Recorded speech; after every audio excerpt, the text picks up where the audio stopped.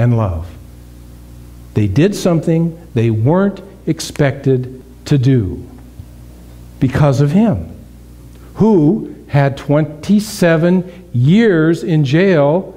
I mean, who would spend 27 years in jail and not come out bitter? How can somebody do that? That's an amazing journey. You saw in the clip the captain of the rugby team standing in the cell that he lived in for 27 years that didn't even have a bed. It had a blanket on the floor. I mean, that's the dynamic that we're dealing with. You know, God doesn't defeat cancer. God doesn't help you fight your way out of a bad relationship or claw your way out of a financial hole.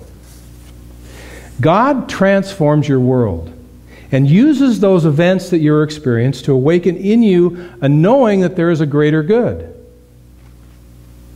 God doesn't create that moment. We just show up in the presence of that moment, and we have a choice at some point in there to enter into forgiveness and love and to open ourselves up to Spirit and allow Spirit to transform that into whatever it might be. Now, it doesn't mean that a marriage is going to be saved,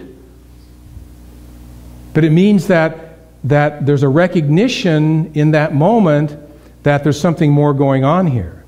That maybe there's a life purpose that's going to be unfolding as a result of that recognition if we let Spirit do the work. And so that's what this is about, is allowing Spirit. That's what the wise men, that's the wisdom that we are seeking.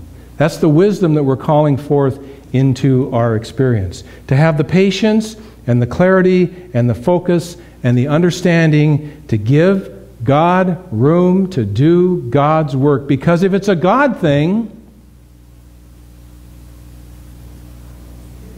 it's a good thing. If it's a God thing, it's a good thing. Because God is good all the time. If it's a God thing, it's a good thing. Because God is good all the time. So why wouldn't we want everything to be a God thing? Because it's going to be a good thing. And we know that it's a God thing and it's a good thing because God is good all the time. Not part of the time, not some of the time, but all the time. That's all we have to know. And it's not some God that's out here. It is our divine self, which is connected, that is manifesting that in our life. It's the wise men or women or people or whatever it is within us. So our job is to be spacious enough in our life and clear enough in our experience to allow God to do God's work. So I want to close with a poem called It's a God Thing. And it's kind of a Dr. Seuss type thing, so sometimes these things show up that way, and I don't have any control over that.